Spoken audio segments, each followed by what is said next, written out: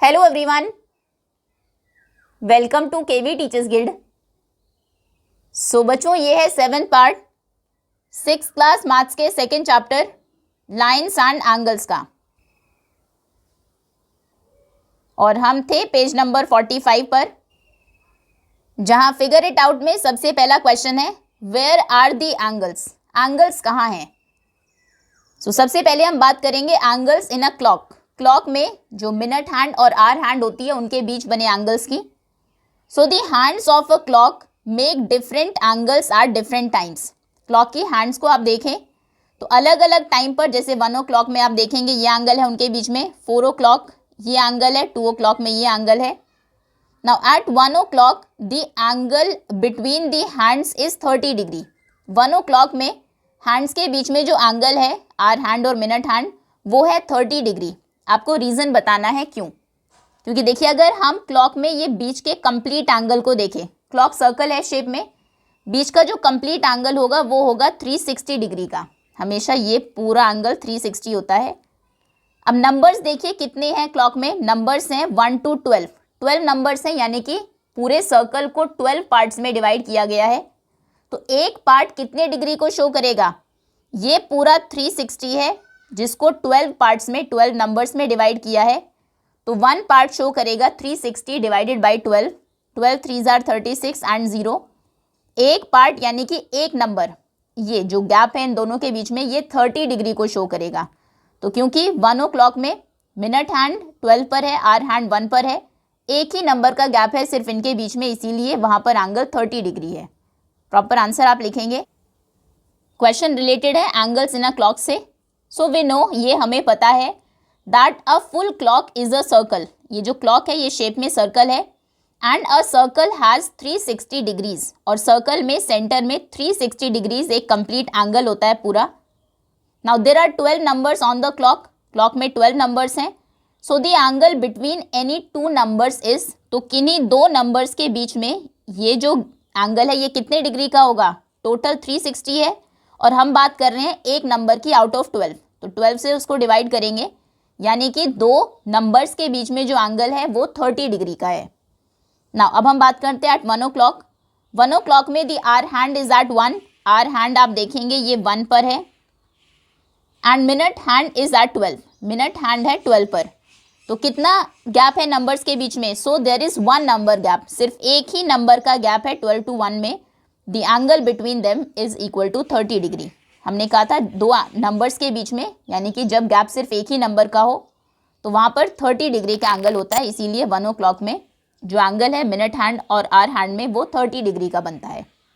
Okay, next B question है what will be the angle at 2 o'clock and 4 o'clock 6 o'clock। 2 o'clock में angle कितने degree का होगा? 4 o'clock then 6 o'clock। Okay, 2 o'clock की बात करते हैं। अब 2 o'clock में कितने नंबर्स हैं मिनट हैंड और आवर हैंड के बीच में? कितने नंबर्स का गैप है? आप देखेंगे 1 2 नंबर्स का गैप है, क्योंकि मिनट हैंड 12 पर है, आवर हैंड 2 पर है। तो आप कहेंगे एट 2 o'clock में gap is equal to 2 numbers. Gap है 1 2 नंबर्स का, सो कितने डिग्री का एंगल होगा? 2 into 30, क्योंकि एक नंबर यहाँ से यहाँ तक ये 30 डिग्री का एंगल हुआ, फिर ये 30 का एंगल हुआ, 30 30 ये कंप्लीट हो गया 60 डिग्री। नेक्स्ट अगर 4 o'clock की हम बात करें, 4 o'clock में कितने नंबर्स हैं? 1 2 3 4, 4 नंबर्स का गैप है। सो 4 o'clock में गैप है 4 नंबर्स का, दिस मीन्स 4 into 30, क्योंकि हमेशा एक गैप जब होता है तो 30 डिग्री हम लेते हैं। 4 नंबर्स का गैप है तो एंगल होगा 120 डिग्री। 4 3s are 12 और पीछे एक 0। 6 o'clock की अगर हम बात करें, यहीं पर शो करते हैं, ये है 6 o'clock। ओके, जो आवर हैंड है वो 6 पर है, मिनट हैंड 12 पर ही है। तो कितने नंबर्स का गैप है यहाँ पर? 12 to 6, 6 नंबर्स का गैप है। 1 2 3 जैसे नंबर्स आपने लिखे हैं सेम वैसे ही 4 5 एंड 6। सो 6 नंबर मतलब 6 into 30, जब एक नंबर का गैप होता है तो 30 का एंगल होता है। 6 नंबर्स का है तो 6 times 30 यानी कि 180 डिग्री। अब देखेंगे ये एंगल भी स्ट्रेट एंगल है, 180 डिग्री का एंगल है, देखने से भी पता लगता है। ओके, इस तरह से आपको फाइंड करना है। किसी भी टाइम में आपको पूछे, फॉर एग्जांपल आपसे पूछा गया, अच्छा सी पार्ट में वही है। नेक्स्ट है explore other angles made by the hands of clock. Clock की हैंड्स दूसरे जो एंगल्स बनाती है वो भी बताइए।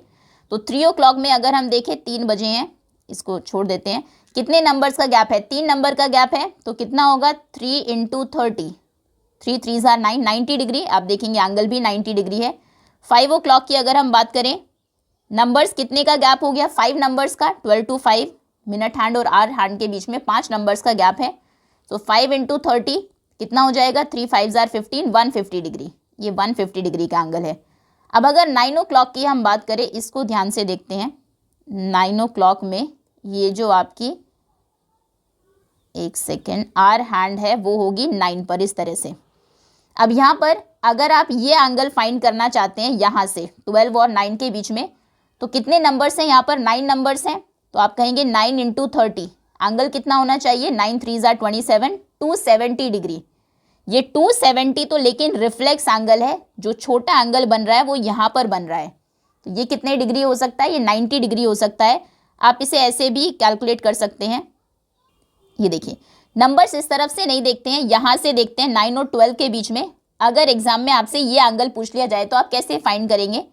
आप डिफरेंस 9 to 12 के बीच में देखिए कितने नंबर्स का है। 9 to 10 एक नंबर, 10 to 11 एक और नंबर, 11 to 12 एक नंबर। सो 1 2 3, 3 नंबर्स का गैप है। तो 3 और एक गैप में 30 का एंगल होता है, तो 3 गैप्स में हो जाएगा 3 × 30, 90 डिग्री। देखने से भी आपको 90 डिग्री पता लग जाएगा, और अगर फाइंड करना हो तो ऐसे भी आप कैलकुलेट कर सकते हैं। ज़रूरी नहीं है कि आपको 12 से ही लेना है। अगर 8 o'clock की हम बात करें, फॉर एग्जाम्पल मान लीजिए 8 बजे कितने डिग्री का एंगल बना है वो आपसे पूछा है, तो इसमें आपको यहाँ से लेने की ज़रूरत नहीं है, रिफ्लेक्स नहीं लेंगे हम, यही एंगल फाइंड करेंगे जो छोटा एंगल है। तो देखिए अभी 8 और 12 के बीच में कितने नंबर्स का गैप है? 1 2 3 4, 4 नंबर्स का गैप है। तो ये एंगल हो जाएगा 4 × 30, 4 3 are 12, 120 डिग्री। ओके, जितने भी नंबर्स का गैप है मिनट हैंड आर हैंड के बीच में, उससे उतने गैप्स को 30 से मल्टीप्लाई कर देना है, आंसर आ जाएगा। Next, now next is the angle of a door. अभी हम डोर जो एंगल बनाता है उसके बारे में क्वेश्चन पढ़ेंगे। Is it possible to express the amount by which a door is open using an angle?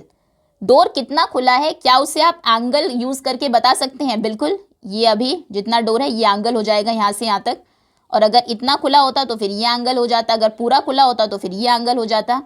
तो हम बता सकते हैं what will be the vertex of the angle. अब अगर एंगल बनता है तो वर्टेक्स क्या है, and what will be the arms of the angle, angle की आर्म्स क्या होगी। तो देखिए यहाँ पर जिस एंगल की हम बात करते हैं, एक जो मिस्टेक हम जनरली करते हैं, आप कहेंगे कि वर्टेक्स तो सभी को पता है, ये वर्टेक्स है जिसको हम हिंज बोलते हैं, जहाँ पर जो डोर है वो अटैच्ड होता है वॉल से। हिंज यहाँ पर वर्टेक्स होगा, देखिए ये होता है हिंज, ये देखिए। ओके, तो ये हमारा वर्टेक्स हो जाएगा, मतलब कि बेसिकली वो पॉइंट जहाँ पर डोर और जो वॉल है हमारी वो आपस में मिलती हैं, ये है हिंज यहाँ पर। अब क्वेश्चन ये था कि डोर कितना ओपन हुआ है, उस एंगल को आप कैसे एक्सप्रेस करेंगे। तो यहाँ पर ये नहीं कहना आपको, उसने पूछा है कि आर्म्स क्या होगी, तो आप ये नहीं कहेंगे कि आर्म एक वॉल और एक जो डोर है वो है। अगर हम वॉल और डोर के बीच में एंगल निकालें हिंज, तब भी हमारा वर्टेक्स ही रहेगा, लेकिन तब ये एंगल मिलेगा आपको। बेसिकली कितना अभी डोर ओपन होना बचा है, क्वेश्चन में पूछा गया था कितना डोर ओपन हुआ है वो एंगल बताइए। तो यहाँ पर डोर जब क्लोज होगा उसकी वो पोजीशन एक आर्म होगी, यानी कि ये बेसिकली, और दूसरा जितना अभी ओपन हुआ है वो दूसरी आर्म होगी। हिंज यहाँ पर आपका वर्टेक्स की तरह काम करेगा, और ये एंगल हम फाइंड करेंगे। आप चाहे तो फिगर में इसको ड्रॉ भी कर सकते हैं, वो और क्लियर हो जाएगा। ये क्लोज डोर की पोजीशन और ओपन डोर की पोजीशन, ये हमारी दो आर्म्स होंगी। इसका आंसर आप लिखेंगे, ये देखिए। पहले तो यही क्वेश्चन था कि क्या डोर एंगल बनाता है, क्या ये पॉसिबल है उसे कैलकुलेट करना। So yes, door also makes an angle when it opens. जब वो ओपन होता है तो डोर भी एंगल बनाता है। वर्टेक्स पूछा था और आर्म्स आपसे पूछी थी। So the vertex of the angle is at the hinge.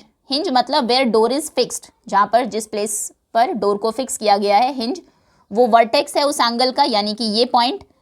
One arm is the close door और फ्लैट विद वॉल। वॉल एक वर्टेक्स नहीं है, ध्यान देना है, वॉल पीछे है या फिर आगे है। जो वॉल के सामने की लाइन है, जहाँ पर अगर डोर क्लोज होता तो वो बिल्कुल वॉल के स्ट्रेट ही होता, उसके साथ एक लाइन में ही होता, तो वो पॉइंट, वो आर्म, वो लाइन जहाँ पर डोर क्लोज था वो हमारी एक आर्म होगी फ्लैट विद द वॉल, जो वॉल के साथ फ्लैट है इस तरफ, और दूसरा है the other arm is open door, जो ओपन डोर है अभी ये हमारी दूसरी आर्म है। Now the more we open the door, जितना डोर को आप ज़्यादा ओपन करते रहेंगे the greater the angle, angle उतना ही बड़ा होता रहेगा। अगर यहाँ तक डोर को ओपन करे तो छोटा एंगल होगा, यहाँ तक करे तो और छोटा होगा, इतना सा ओपन करे सिर्फ तो इतना, बंद कर दे तो 0 डिग्री, पूरा यहाँ तक दीवार से लगा के ओपन कर दे तो फिर 180 डिग्री। ठीक है, जितना ज़्यादा आप ओपन करते रहेंगे एंगल उतना ही बड़ा होता रहेगा। ओके, तो वर्टेक्स है हिंज, दो जो आर्म्स हैं, एक है क्लोज डोर की पोजीशन और एक है open door. Next, now Vidya is enjoying her time on the swing, Vidya swing झूले पर अपना टाइम एंजॉय कर रही है। She notices that the greater the angle with which she start the swinging the greater is the speed she achieve on her swing. अब इस line को बहुत ध्यान से देखना है। स्विंग बेसिकली स्टार्टिंग में रेस्ट पोजीशन में होगा इस तरह से, अभी तो उसने थोड़ा पीछे लेके गई है वो स्विंग को, यहाँ पर पहले ऐसे होगा स्विंग बिल्कुल स्ट्रेट। तो उसने नोटिस किया कि जिस पॉइंट से उसने स्टार्ट किया है स्विंग करना, यानी कि इस लाइन की हम बात कर रहे हैं, उससे जितना दूर वो अपने स्विंग को लेकर जाती है, जैसे अभी इतना दूर वो लेके गई है, उतना ही स्पीड ज़्यादा उसको मिलती है। ये आपने भी देखा होगा, जनरली जब आप स्विंग करते हैं झूला सीधा नीचे की तरफ है, आप उसको जितना पीछे लेके जाएंगे उतनी ही ज़्यादा आपकी स्पीड होगी। अगर मैं उसको सिर्फ यहाँ तक लेकर आऊँ तो झूला सिर्फ इतना ही आगे जाएगा, अगर आप पीछे तक यहाँ तक लेकर आए फिर छोड़े अपने आप को फ्री, तो फिर आप देखेंगे वो और आगे तक गया और जल्दी जाएगा, स्पीड उतनी ही ज़्यादा होगी।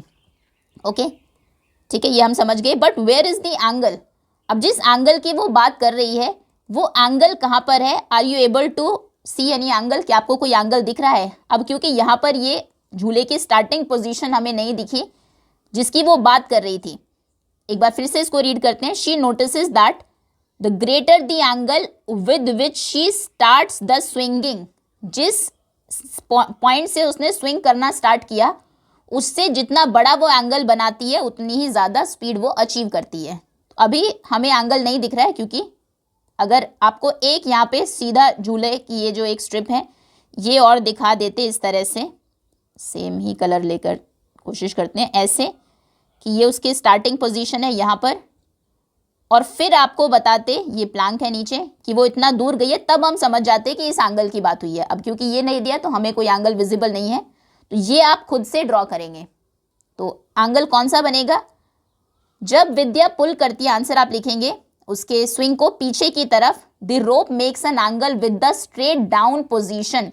ये जो उसकी रस्सी है वो पहले जो इसकी इनिशियल पोजीशन थी जब वो एट रेस्ट थी, रस्सी खाली छोड़ी हुई थी उसने, तो बिल्कुल स्ट्रेट होगी 90 डिग्री का एंगल बनाते हुए ऊपर या फ्लोर के नीचे ज़मीन के साथ। ऑब्वियसली ज़मीन को टच नहीं करेगी तो कोई एंगल नहीं बनेगा। हम ब्रांच को ही ले लेते हैं। इसमें एक गलती आपको नहीं करनी, इस एंगल की बात नहीं करनी है ट्री के साथ जो एंगल बना है, क्योंकि विद्या ने कहीं भी उसको मेंशन नहीं किया है। विद्या ने कहा है जो एंगल वो बनाती है विद विच शी स्टार्ट, जहाँ से उसने स्विंग करना स्टार्ट किया और जहाँ तक जितनी दूर वो जाएगी उतनी ही ज़्यादा उसको स्पीड मिलेगी। तो विद्या जितना पुल बैक करती है रोप को, make an angle with the straight down position, वो जो उसकी रस्सी है स्ट्रेट डाउन पोजीशन जो इनिशियल पोजीशन थी उसके साथ जो एंगल बनाती है। अब उसमें आर्म क्या हो जाएगी? One arm is rope in rest, जो स्ट्रेट डाउन, ये आप पिक्चर दोबारा से ड्रॉ करेंगे, भले एग्जैक्ट ना ड्रॉ करें, आप इस तरह कर सकते हैं। ये ट्री है, ये इनिशियल पोजीशन है रोप की, ये फाइनल पोजीशन है, यहाँ पर बना दीजिए ये स्विंग है मान लीजिए। विद्या को भी मत ड्रॉ करिए भले ही, लेकिन ऐसे दिखा दीजिए। ये ब्रांच, ये है रोप एट रेस्ट, और ये जो अदर आर्म है ये रोप व्हेन पुल्ड बैक, ये रोप व्हेन पुल्ड बैक, जब उसने पुल किया पीछे की तरफ, ये तब रोप की पोजीशन है। और वर्टेक्स क्या है इसमें? वो पॉइंट जहाँ पर रोप को टाई किया गया है ट्री से, ये वर्टेक्स है। ठीक है, इस एंगल की वो बात कर रही है।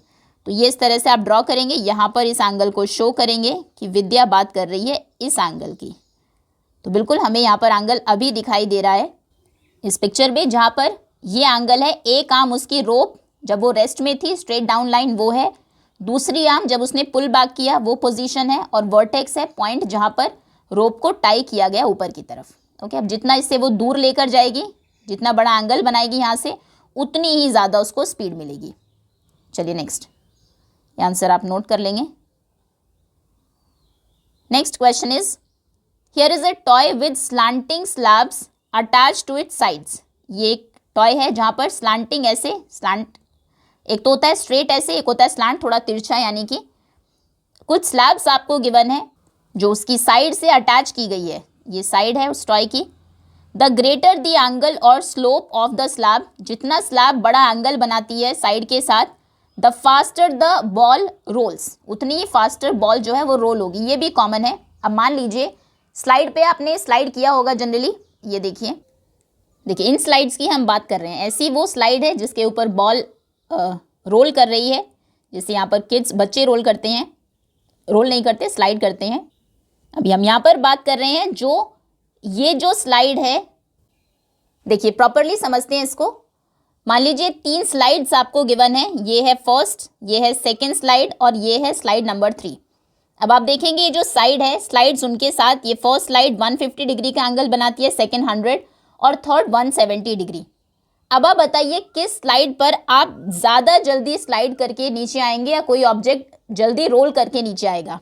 फर्स्ट स्लाइड इस तरह से, सेकंड पर आप देखेंगे बहुत स्पेस है, बहुत लंबी स्लाइड है, और थर्ड पर इंस्टेंट एकदम आप नीचे आएंगे। तो कहने का मतलब है ये एंगल जो स्लाइड साइड के साथ बना रही है, ये जितना बड़ा होगा उतनी ही जल्दी ऑब्जेक्ट नीचे आएगा, जितना छोटा होगा। और अगर हम बड़ा कर दे और धीरे धीरे आप स्लाइड करके नीचे आएंगे, बिल्कुल फ्लैट कर दे तो बहुत ही धीरे धीरे आएंगे, और इसको बिल्कुल स्ट्रेट कर दे बिल्कुल ऐसे, तो आप एकदम से नीचे गिरेंगे, स्लाइड भी नहीं करेंगे। ठीक है, तो ये एंगल जितना बड़ा होता है, रोल करके चीज़ें उतनी ही ज़्यादा जल्दी नीचे आती है। क्वेश्चन पर आते हैं। क्वेश्चन में भी यही है। आप देखेंगे कुछ स्लैब्स हैं जिनको अटैच किया गया है साइड से। जितना बड़ा एंगल होता है, स्लोप जो है स्लैब का जितना ज़्यादा होता है, उतनी जल्दी बॉल रोल करके नीचे आती है। तो सबसे पहले इस फिगर में एंगल्स देख लीजिए। अब देखेंगे एक स्लाइड ये है, तो यहाँ पर साइड के साथ एंगल बना ये। फिर सेकंड आप कहेंगे ये है फर्स्ट एंगल। सेकंड में सेकंड स्लाइड ये है, इसका साइड के साथ ये एंगल है। थर्ड साइड, ये थर्ड साइड है, ये फोर्थ साइड है। ठीक है, आप चाहे तो ये एग्जाम्पल में ये 3 फिगर्स भी ड्रॉ कर सकते हैं। इसमें जो सबसे स्लो बॉल रोल होगी वो फिगर सेकंड में होगी, क्योंकि वहाँ पर सबसे छोटा एंगल है, और सबसे फास्ट होगी फिगर 3 में, क्योंकि वहाँ पर सबसे बड़ा एंगल है ना। क्वेश्चन था आगे, can angles be use to describe the slope of the slabs. क्या जो स्लोप है स्लैब का वो कितना ज़्यादा है कितना कम है, उसके लिए आप एंगल्स को यूज़ कर सकते हैं। सो बिल्कुल जितना बड़ा एंगल होगा जो साइड है उसके साथ, उतना ही ज़्यादा स्लोप होगा। नाउ इसमें what are the arms of each angle. हर एंगल की आर्म क्या है? एक तो आर्म ये है जो आपका स्लाइड है, दूसरा जो स्लैब है यानी कि यहाँ पर दूसरी साइड है इसकी, जो टॉय है बच्चे का उसकी साइड। जैसे ये जो एंगल बना है ये इसके और ये जो साइड है उनके बीच में बना है, ऐसे ये एंगल हमारी जो स्लांटिंग स्लैब है उसके और जो स्ट्रेट साइड है उसके बीच में बना है। ये एंगल इस साइड के और इस स्लैब के बीच में बना है, ये एंगल साइड और स्लैब के बीच में बना है। ठीक है, तो एक जो एज, एक जो आर्म है वो है जो स्लाइड्स हैं और दूसरी आर्म है लाइन साइड्स उसकी। Which arm is visible and which is not. इसमें दोनों ही आर्म्स विजिबल है। आंसर देखते हैं। आप कहेंगे स्लैब्स आर स्लोप्ड। ये जो स्लैब्स हैं इनको सीधा नहीं रखा गया है, ये स्लोप है, इस तरह से स्लांटिंग इनको रखा गया है। Balls roll faster if the slope और एंगल इज मोर। एंगल अगर ज़्यादा होगा, स्लोप अगर ज़्यादा होगा, ज़्यादा स्टीप होगा, तो उतनी जल्दी जो बॉल्स हैं हमारी वो रोल करेगी। अब आर्म्स पूछी थी, वन आर्म है द साइड वॉल, ये साइड वॉल एक आर्म की तरह काम करती है एंगल के। दूसरी आर्म है द स्लांटिंग स्लैब, ये स्लैब। ठीक है, इनसे मिलकर एंगल बनता है। स्टीप पर स्लोप, स्लोप जितना ज़्यादा स्टीप है, जितना सीधा है, उतना ही बड़ा एंगल है साइड के साथ उसका और उतनी ही फास्टर बॉल जो है वो रोल करेगी। ठीक है, ये तीनों में रिलेशन है। Next, now observe the image below where there is an insect and its rotated version. ये एक इंसेक्ट है, फिर रोटेट किया गया, ये उसका रोटेटेड वर्जन है। ये एक इंसेक्ट था, फिर इसको रोटेट किया गया ऐसे, लेडी बग था यहाँ पर, ये एक स्नेल है। Now can angles be use to describe the amount of rotation. क्या आप एंगल यूज कर सकते हैं कि कितना वो रोटेट हुआ? तो बिल्कुल, पहले ये ऐसा था, स्ट्रेट लाइन ड्रॉ कर लीजिए, अभी ये ऐसा है, यहाँ से एक स्ट्रेट लाइन ड्रॉ कर लीजिए जो भी पोजीशन है उसकी। अब ये जो एंगल है उसकी इनिशियल पोजीशन और फाइनल पोजीशन से जब हमने लाइन ड्रॉ की, ये यहाँ पर एंगल बनेगा ऐसे ही। पहले ये ऐसा था तो यहाँ पर हमने इससे एक फ्लैट लाइन ड्रॉ की, अभी ये ऐसा है तो यहाँ पर भी एक लाइन ड्रॉ कर लीजिए। तो ये जो एंगल है दोनों में 90 का ही एंगल है। ये बेसिकली एंगल आप बता सकते हैं कितनी रोटेशन हुई है। ओके, बिल्कुल हम कर सकते हैं एंगल को यूज रोटेशन बताने के लिए। किस तरह से? What will be the arms of angle and the vertex. Vertex क्या होगा और एंगल की आर्म्स क्या होगी? आंसर आप लिखेंगे that yes, angles can be use to describe the amount of rotation. कितना रोटेट हुआ है उसे हमेशा हम एंगल में ही बताते हैं। 90 डिग्री रोटेट कर दो, इसको 180 कर दो। ओके, तो एंगल को हम यूज कर सकते हैं अमाउंट ऑफ रोटेशन डिस्क्राइब करने के लिए। अब जो एंगल बनेगा उसकी एक आर्म है पोजीशन बिफोर टर्निंग, टर्न होने से पहले की पोजीशन यानी कि ये, और दूसरी आर्म बनेगी एंगल की पोजीशन आफ्टर टर्निंग, टर्न करने की बाद की पोजीशन। ये वर्टेक्स क्या होगा? अभी अगर एंगल बन रहा है तो वर्टेक्स है turning point of the insect का जो टर्निंग पॉइंट है। अगर इस इंसेक्ट को मुझे टर्न करना है तो ये पॉइंट एज इट इज रहेगा। मैं इस तरह से इसको करूंगी, यहाँ से इसको करना है तो यहाँ से उठा के ऊपर करेंगे, ये पॉइंट एज इट इज है यहाँ पर। ओके, तो जो टर्निंग पॉइंट है इंसेक्ट का वो वर्टेक्स है हमारे एंगल का। So both insects rotate 90 degree. तो दोनों इंसेक्ट्स आप देखेंगे ये भी 90 डिग्री रोटेट हुआ है और ये भी यहाँ पर 90 डिग्री रोटेट हुआ है। तो देखिए रोटेशन हमने किस में शो की? डिग्रीज में ही की। एंड दैट्स ऑल स्टूडेंट्स, इसी के साथ एक्सरसाइज ओवर होती है। ये सभी आंसर्स हैं। एक बार स्टार्टिंग से देख लेते हैं। फर्स्ट क्वेश्चन, एंगल हमेशा दो जो आर हैंड मिनट हैंड है उनके बीच में अगर एक नंबर है तो वहाँ पर एंगल 30 डिग्री का होता है। ये आपको याद रखना है, एग्जाम पॉइंट ऑफ व्यू से भी ये इंपॉर्टेंट इन्फॉर्मेशन है। उसके बाद जब डोर ओपन होता है तो कितना ओपन हुआ है उस एंगल को अगर आपको बताना है तो यहाँ पर जब वो क्लोज था वो लाइन ड्रॉ करिए, जब वो ओपन हुआ एक लाइन वो ड्रॉ करिए। ये जो बीच का डिफरेंस है इसको आप मेजर करेंगे तो वो एंगल मेजरमेंट होगा। ये देखिए, जैसे अगर ये एक डोर है, जब ये क्लोज होगा तो बिल्कुल इस फ्रेम के अंदर होगा, अभी ये ओपन है तो यहाँ पर, तो ये जो डिफरेंस है यहाँ पर, ये जो एंगल है या फिर ये एंगल है, इसे आप मेजर करेंगे तो कितना ओपन हुआ वो आपको पता लगेगा। अच्छा, कभी आपने अगर ध्यान दिया हो कई स्कूल्स में इस तरह की एक्टिविटी भी होती है। ये देखिए इस तरह से यहाँ पर फ्लोर के ऊपर एंगल्स लिखे होते हैं, कितने डिग्री आपने डोर को ओपन किया है। जैसे जब क्लोज होगा तो 0 डिग्री होगा, इतना ओपन किया तो 10, इतना तो 20, इतना तो 30, 40, पूरा ओपन कर देंगे तो 180 डिग्री। इसीलिए एंगल ध्यान रखना है क्लोज पोजीशन प्लस जितना ओपन हुआ है उस पोजीशन तक। जैसे अभी ये जो डोर है हमारा ये 40 डिग्री ओपन है, इधर से नहीं लेना है कभी भी, वॉल को एक आर्म नहीं लेनी है, एंगल ये नहीं है, ये वो एंगल है जो जितना डोर अभी ओपन होना बचा है, जितना ओपन हुआ है उसके लिए इनिशियल जो क्लोजिंग पोजीशन है और जितना ओपन है अब वो कहाँ पर है, उन दोनों पोजीशन को हम एज आर्म लेंगे और फिर एंगल देखेंगे। और यहाँ पर जो वर्टेक्स है वो हिंज होता है जहाँ पर डोर को फिक्स किया गया होता है, और आर्म्स तो एक क्लोज डोर की पोजीशन और एक ओपन डोर। उसके बाद विद्या जब स्विंग कर रही थी, झूला झूल रही थी, तो उसने देखा उसके स्टार्टिंग पॉइंट से अभी वो जितना दूर जाती है उतनी ज़्यादा स्पीड पकड़ती है। तो एंगल कहाँ पर है? एंगल यहाँ पर है। पहले स्टार्टिंग पॉइंट देख लीजिए। स्टार्टिंग पॉइंट तब होगा जब जो आपका रोप है वो रेस्ट में होगी, बिल्कुल सीधी होगी, स्ट्रेट डाउन, तो ये उसकी स्टार्टिंग पोजीशन है, यानी कि एक आर्म ये हो जाएगी। अब इतना अगर वो दूर गई तो दूसरी आर्म ये हो गई, एंगल ये बन गया दोनों के बीच में। अगर इतनी दूर गई तो इतनी उसकी स्पीड होगी। नेक्स्ट आगे था कि ये आपको स्लैब का बताना था, जितना ज़्यादा आपका स्लोप जितना स्टीप होता है, जितना सीधा होता है, यानी कि एंगल जितना ज़्यादा बनता है उतना ही फास्ट बॉल जो है वो रोल करती है। ये भी हमने देख लिया।